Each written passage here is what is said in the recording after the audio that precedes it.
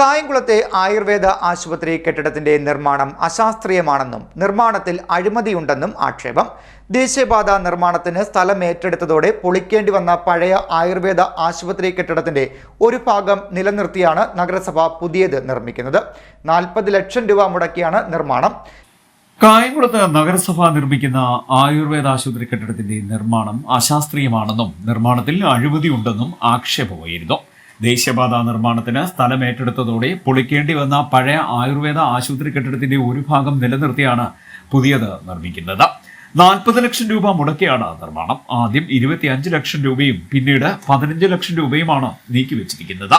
എന്നാൽ കെട്ടിടം ദേശീയപാതയോരത്ത് നിർമ്മിക്കുന്നത് ഒട്ടും സുരക്ഷിതമല്ലാത്ത നിലയിലാണെന്നാണ് ആരോപണം ഉയർന്നിരിക്കുന്നത്. തറനിരപ്പിൽ നിന്നും നല്ല താഴ്ചയിലാണ് ആദ്യ നിലയുള്ളത്. നിർദ്ദിഷ്ട ദേശീയപാതയിൽ നിന്നുള്ള അകലത്തിൽ പാലിക്കേണ്ട നിഷ്കർഷതയും ലംഘിച്ചിട്ടുണ്ടെന്ന് ആരോപണം ഉയരുന്നുണ്ട്.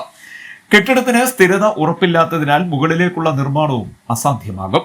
കെട്ടിടത്തിന്റെ ഒരു ഭാഗം നിലനിർത്തി പുനർനിർമ്മാണം നടത്തിയത് സുരക്ഷിതമല്ലെന്ന് എഞ്ചിനീയറിംഗ് വിഭാഗം മുന്നറിയിപ്പ് നൽകിയിട്ടുണ്ട്. കൊല്ലം TKM എഞ്ചിനീയറിംഗ് കോളേജിലെ വിദഗ്ധ സംഘം നടത്തിയ പരിശോധനയിലാണ് കെട്ടിടത്തിന് ബലക്കുറവുണ്ടെന്ന് കണ്ടെത്തിയിരിക്കുന്നത്.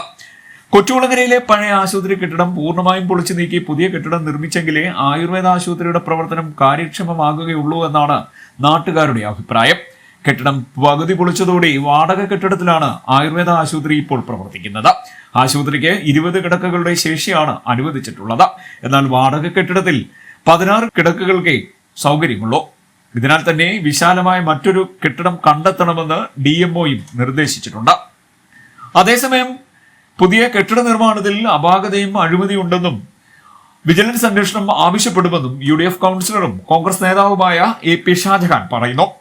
കായംകുളം നഗരസഭയിൽ പതിറ്റാണ്ടുകളായി മുൻ ധനകാര്യമന്ത്രി PK കുഞ്ഞ് സാഹിബിൻ്റെ നാമധേയത്തിലുള്ള ആയുർവേദ ഹോസ്പിറ്റൽ ഹൈവേ നിർമ്മാണവുമായി ബന്ധപ്പെട്ട് അടച്ചുപൂട്ടിയിട്ട് ഏതാണ്ട് 1.5 കൊല്ലമാകും.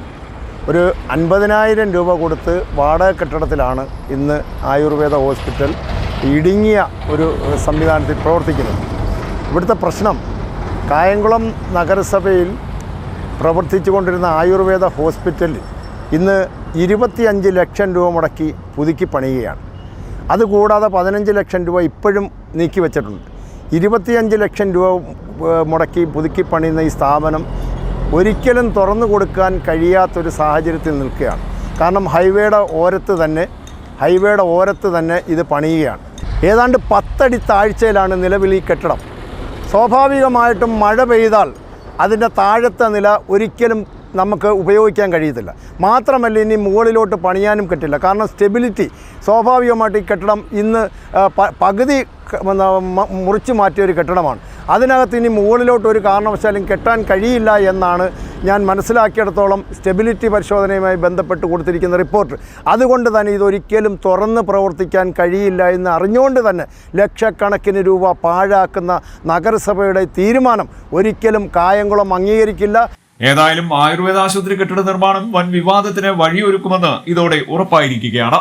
CDNet news Kayamkulam.